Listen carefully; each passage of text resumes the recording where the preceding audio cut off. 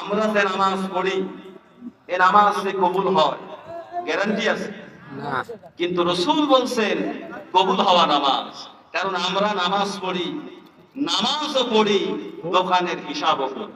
কথা বলেন না কেন? হ্যাঁ, আমার ভাইরা, নামাজ যখন আমাদের পড়া লাগবে, মনোযোগী হয়ে পড়া লাগবে, নামাজের ভিতরে বাইরে চিন্তা আমাদের আসে না আমার ভাইরা, এই জন্য রাসূল বলছেন এমন ভাবে নামাজ পড়ো যেন আল্লাহ তাআলাকে দেখে তুমি তার কুদরতে পায়ে সিজদা দিচ্ছ।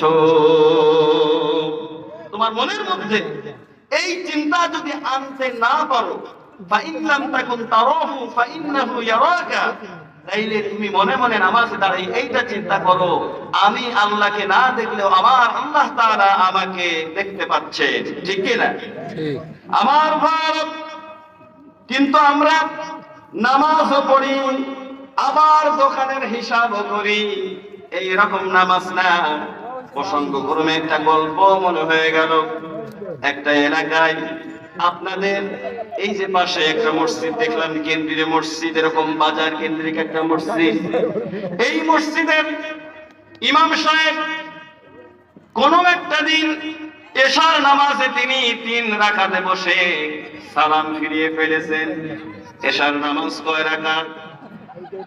3 রাকাতে যখন তিনি সালাম ফিরিয়েছেন, ওই সময় পিছনের মুসল্লি যারা ছিল তারা তো সুবহানাল্লাহ, আল্লাহু আকবার ইত্যাদি তাসবিহ দিয়ে ইমামকে সতর্ক করা দরকার ছিল। ঠিক কি না?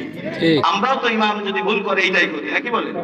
কিন্তু যিনি লুকমা দিবেন তার কনফিডেন্স কিন্তু ইমামের থেকে বেশি থাকা লাগবে, যে ইমাম ভুল আমি সঠিক। কিন্তু এই রকম কনফিডেন্স সব সময় সবার থাকে না, কারণ ভিন্ন চিন্তাটা ভিতরে আসার কারণে অনেক সময় মনে মনে চিন্তা করে না, ভুল কি আমার ইমামের কাছে হচ্ছে, মনে হয় ইমামই ঠিক, আমি কথা বলেন না কেন? এই চিন্তা করে তাকবীর দিব কি দেব না মুসল্লিরা হেজিটেশন ফিল করছে। এরপরে এক পর্যায়ে আর কেউ সাহসে কোলাই নাই, কনফিডেন্স লো হওয়ার কারণে কেউ আর তাকবীর দেয় নাই। সাদা ইমাম সাহেব 3 রাকাতে সালাম ফিরিয়ে দিয়েছে। নামাজের পরে একজন আরেকজনের দিকে তাকায় বলছে, ভাই নামাজ 3 রাকাত হইল না? আরেকজন বলতেছে, আমারও তো ওইরকমই মনে হইল। আরেকজন ডাক দিয়ে বলে, হইল না, আমি নিশ্চিত নামাজ 3 রাকাতে হয়েছে। সবাই মনে মনে চিন্তা করতেছে, মুসল্লি একজন পেয়েছে, অ্যাক্টিভ ভাবে নামাজ পড়েছে। ডাক দিয়ে বলে, ভাই আমরা সবাই সন্দেহের ভিতরে, আপনি এত কনফিডেন্ট